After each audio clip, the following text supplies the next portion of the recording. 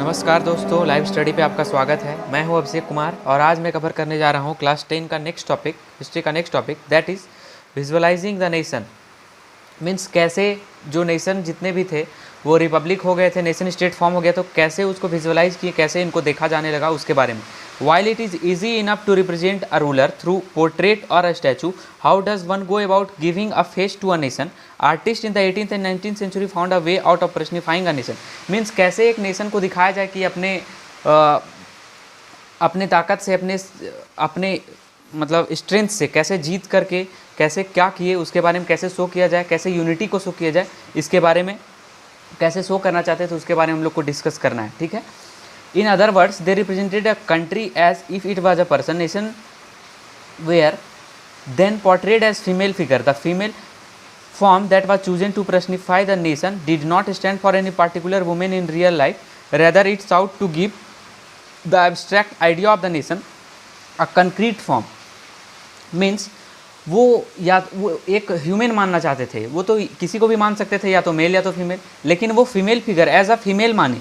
Actually में ये female है नहीं, लेकिन ये फीमेल मान करके चले हैं कि हम लोग का जो नेशन है वो फीमेल है। ठीक है।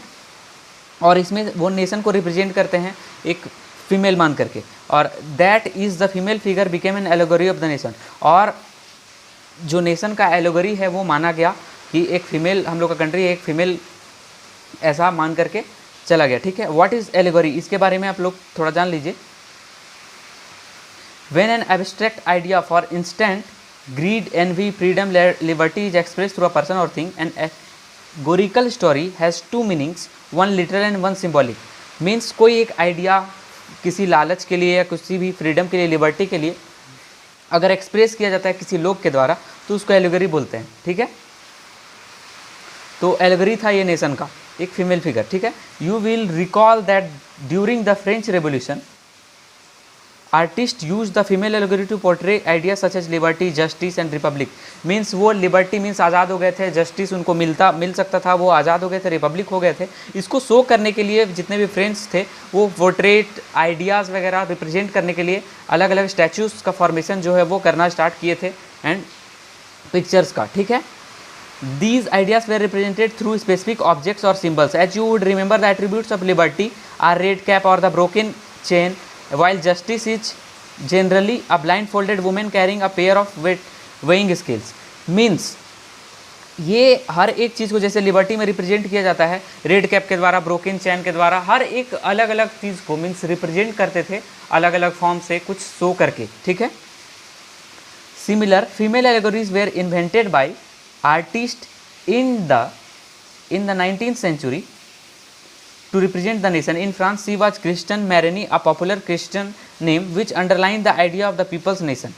Means female allegory जो थी 19th century में, क्रिश्चियन मैरी जो एक पॉपुलर क्रिश्चियन नेम है, उनको एक पीपल्स नेशन को शो करने के लिए बनाया गया, ऐसा दिखाया गया।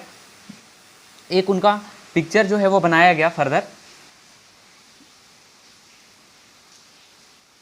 Her characteristics were drawn from those of liberty and the republic. The red cap, tree color and cockade. Means red cap और ट्री कलर कॉकेड वगैरह पहना कर उनके माथे में कॉकेड, ये सब कुछ शो करता है अलग अलग चीज़ को, जैसे रिपब्लिक हो गया और लिबर्टी हो गया, ये सभी चीज़ों को। ठीक है। जुडिशियल रिव्यू, ये सब सारी चीज़ों को। ठीक है।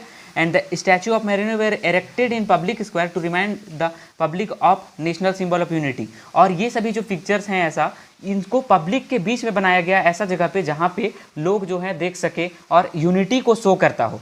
जैसे कि बाद में भी आज के 50 साल बाद या 100 साल बाद जब भी ये रिवोल्यूशन हुआ, उसके बाद भी जितने भी लोग हैं उनको ये पता रहे, नेशन स्टेट का जो फीलिंग है उनके अंदर में जगा रहे, इसलिए वो ऐसा किए, ऐसा पब्लिक के बीच में किया करते थे।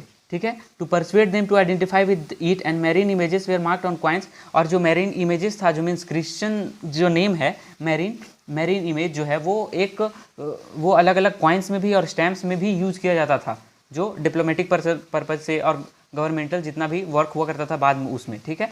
Similarly Germania became the allegory of the German nation in visual representation. Germania wears a crown of oak leaves as the German oak stands for heroism. Means बाद में जर्मनी जो है, जर्मनी को भी रिप्रेजेंट किया जाने लगा अलग से जर्मन नेशन था वहाँ को भी यूनिटी को, वहाँ का नेशन स्टेट को रिप्रेजेंट करने के लिए एक फीमेल फिगर बनाया गया जिसमें ओक लीव्स को पहना जाता था। ओक लीव्स रिप्रेजेंट करता है वहाँ को, मीन्स जो भी लिख ओक लीव्स रिप्रेजेंट करता है वहाँ के हीरोइज्म को, बहादुरी को, ठीक है। और ऐसा किया जाने लगा।